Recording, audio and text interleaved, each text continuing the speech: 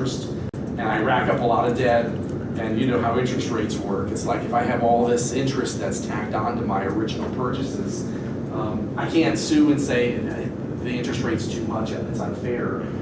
I knew what I was getting myself into. But if you find out the interest rate was above what Florida allows, hypothetically, then you could sue. You could say, look, that's not fair. I'll pay the original debt, but I don't want to pay this interest that's in violation of state law.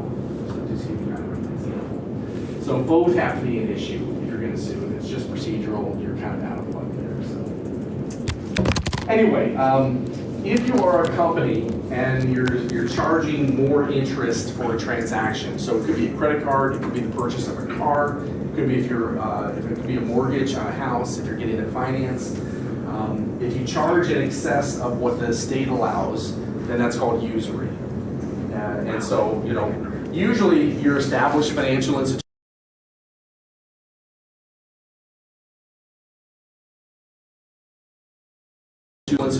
because if it is truly a usury example, then the courts, they can either one, cancel the contract, which you don't want, or they could reform the contract and lower the interest rate so that it complies with whatever the state law is. Because when we talk about interest rates, it's usually a state thing.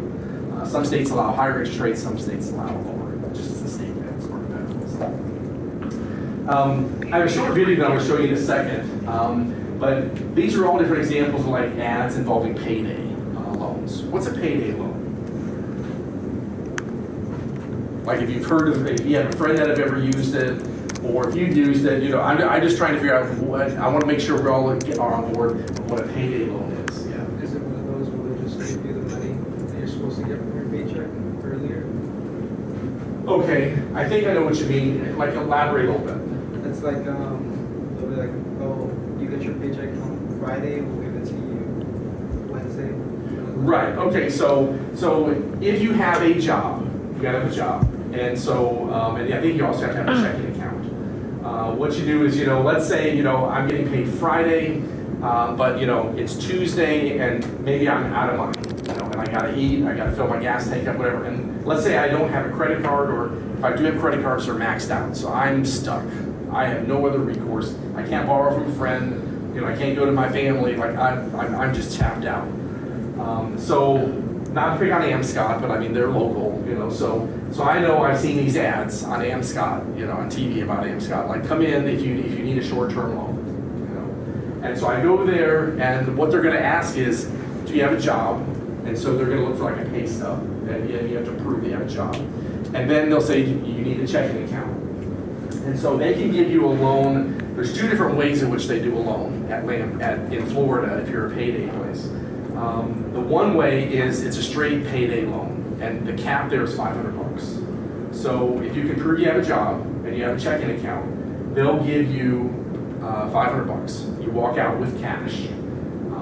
And so the thing is that they're going to find out when your next payday is, and they're going to make you write a check for not only the $500, but then they're also going to charge a fee. And I'll show you the fees that they charge. It's like, I think for $500, it's like $53. So the question is that, is that $53 charge, is that interest? Because they don't usually call it interest. They just call it a service fee, to facilitate advancing you this money.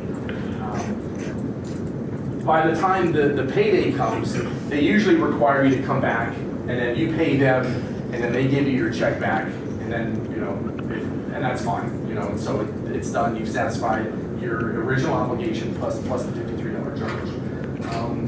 They could also just deposit the check. They can do that too, but for some reason they like to have you come back. Anyway, that's how payday loans work.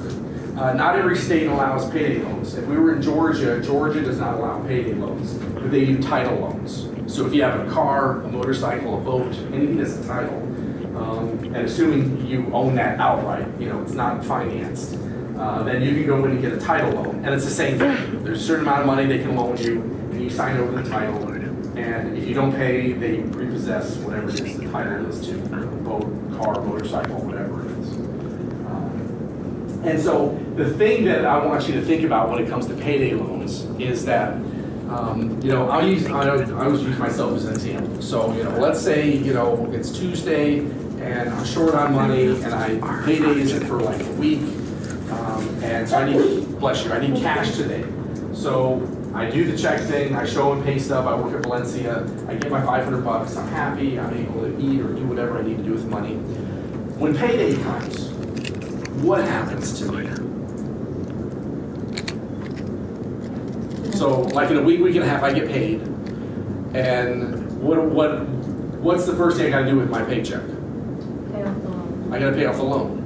So whatever my normal paycheck is, it's gonna be short now $553 because I had to pay off this debt. You know, it's a debt to this payday, my bank account or whatever. What's my problem now? Because now I have another problem on payday.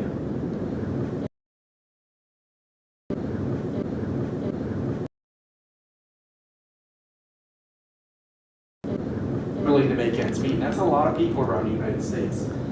They end up in a situation where they pay off their payday loan.